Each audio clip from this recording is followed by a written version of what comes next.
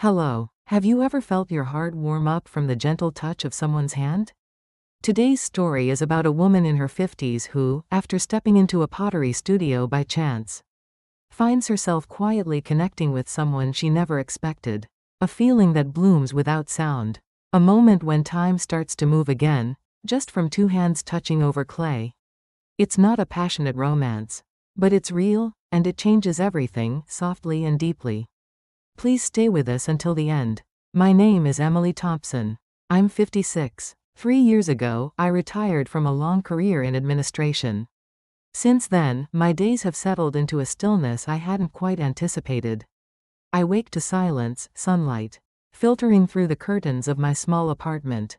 Boil water, brew a cup of drip coffee, toast a slice of bread. Turn on the TV, letting the sound fill the room without hearing a word of it. Conversations? Rare. Perhaps once a week at the grocery checkout.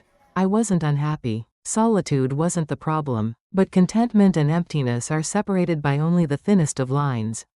One afternoon, at the library, I happened to glance at the bulletin board. Beginner pottery class? Now accepting new students. Clay? Me? I chuckled. But that night, the image wouldn't leave my mind. Maybe I didn't want to stay still forever. Maybe it was time to let something new in, even if just something small. The studio was a repurposed old house tucked behind the shopping street. The moment I opened the wooden door, I smelled damp earth and fire. A quiet space filled with the soft spinning hum of pottery wheels. Hello. First time here? I turned and saw a man, maybe early 60s, tall, lean, sun-browned skin, gentle eyes. His white apron was dusted with clay. My name's Daniel Reed. I'm the instructor. Come on in. The sound of my name, spoken aloud after so long, made my chest flutter unexpectedly. The room held 5 or 6 other women, all around my age or a bit older. Only one man? Daniel?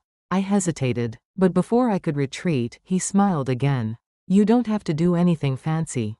Just feel the clay. That's enough. His voice was soft and sure. Somehow, it made me feel like I belonged. The first time I touched clay, it felt alive, cool, yielding, stubborn.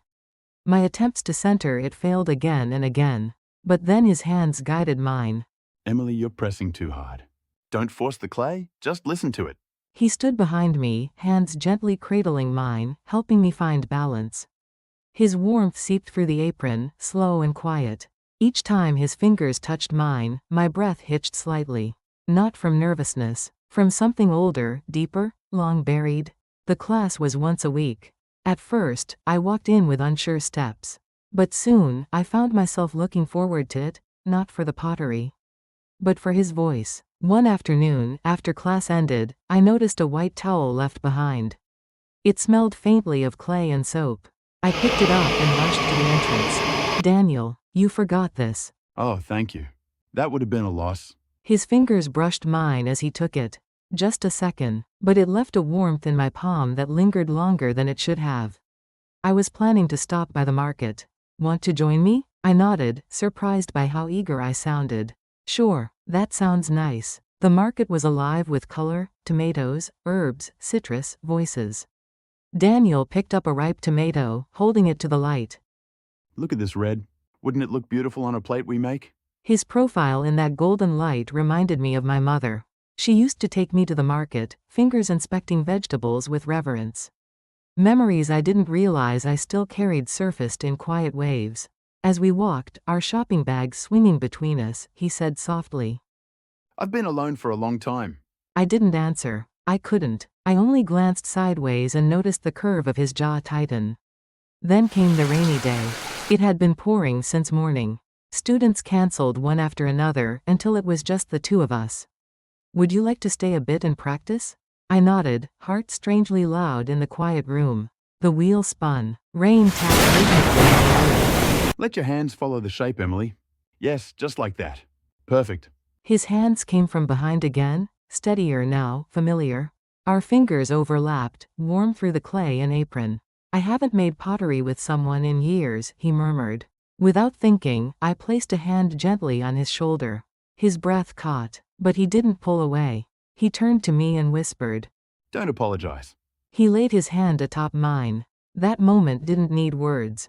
It didn't need anything more than silence and breath and closeness. And from that moment on, everything changed. I still woke early, still made toast and coffee. But something inside me had softened, had stirred. After class one day, he handed me a flyer. We're doing a spring special session next month. You're coming, right? Yes, please keep teaching me, I smiled. The paper crinkled slightly in my hand. Outside, the wind was still cold. But the sky held a hint of light. And the cherry trees in the distance were beginning to bud. Late spring, they called it. And I realized, maybe life, like trees, doesn't stop blooming even when we think it's too late. Ending narration. How was the story? A quiet, gentle romance that began with a shared touch of clay. For those of us who've grown used to solitude, perhaps all it takes is a single warm gesture to awaken something long asleep. If this story resonated with you, please consider subscribing and giving it a like. We'll be here again with more tales of tenderness that bloom when least expected. Until next time.